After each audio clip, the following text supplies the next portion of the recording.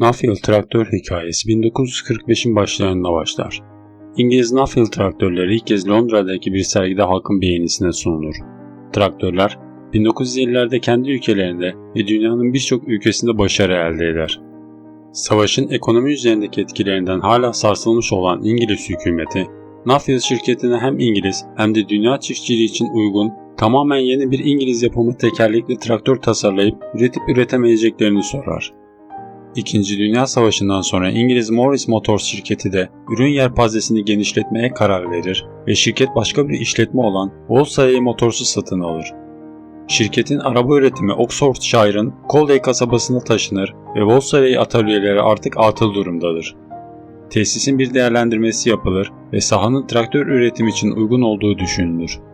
Aynı zamanda Birleşik Krallık'ta tarım makinelerine olan talep son derece yüksektir ve Morris Motors, mühendisler Merritt ve Kaplan'i yeni bir traktör geliştirmeleri için görevlendirir.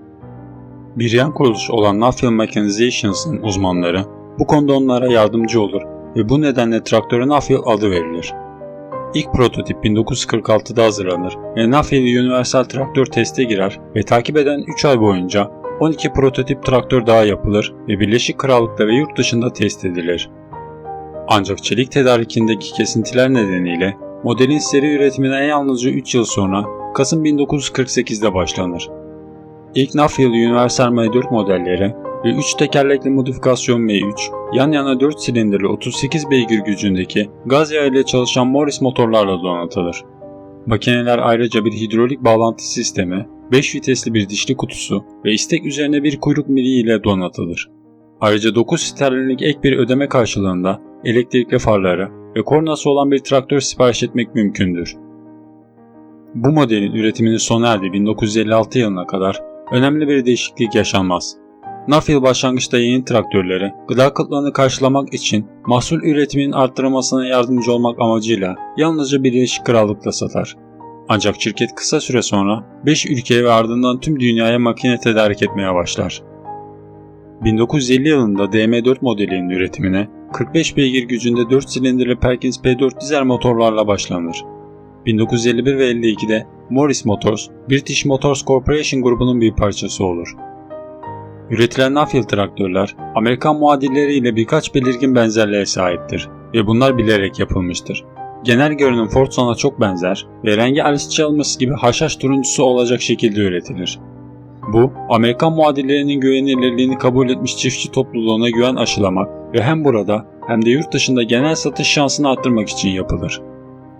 Aynı yıl şirket, Universal M4 modelinin benzinle çalışan 48 beygir gücündeki motorla modifikasyonu haline gelen PM4 traktörünü piyasaya sürer.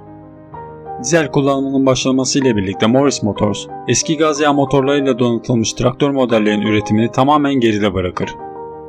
1957'de şirket tarafından 37 beygir güç üreten 2.55 litrelik 3 silindirli motorlara sahip Universal 3 ve Universal 4 adlı iki küçük traktör geliştirilir.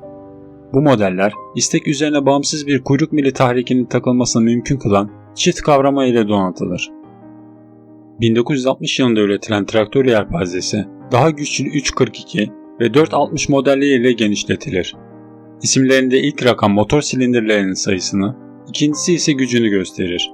Bir ücret karşılığında bu traktörleri hidrolik direksiyonda takılabilir. Şirketin ürettiği makinelerin geri kalanı da bu süreçte iyileştirilir ve geliştirilir. 2 yıl sonra 1064 ve 1060 traktörlerin üretimine başlanır. Bu modellerin adlarında artık ilk rakam vites sayısını gösterir. Yeni modeller 10 ileri ve 2 geri vitese sahip bir şanzıman, disk frenler ve geliştirilmiş bir hidrolik bağlantı sistemi ile üretilir. Aralık 1965'te Morris Motors, 5 yıllık araştırma ve testlerin ardından piyasaya sürülen yeni traktör Mini'yi tanıtır.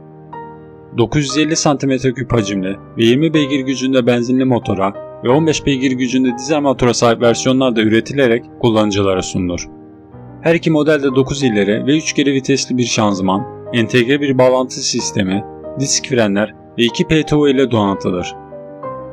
Ancak bu teknik özelliklere rağmen bu model beklenen popülerliği kazanamaz. Belki de bunun nedeni o zamanlar büyük traktörlere değer verilmesi ve o zamana kadar Nuffield onun bile diğer markaların modellerine kıyasla küçük görünmesi olur.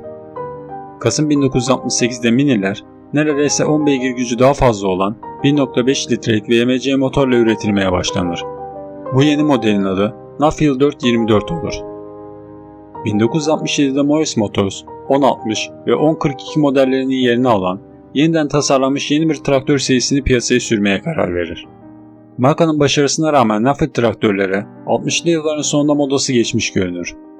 Bir yıl sonra şirket İngiliz Leyland Motors Corporation ile birleşir ve Leyland'ın sahipleri Nuffield traktör serisini elinde tutacaklarını duyururlar ve kısa süre sonra şirketin yeni, daha büyük bir traktör geliştirmeye başladığına dair söylentiler ortaya çıkmaya başlar.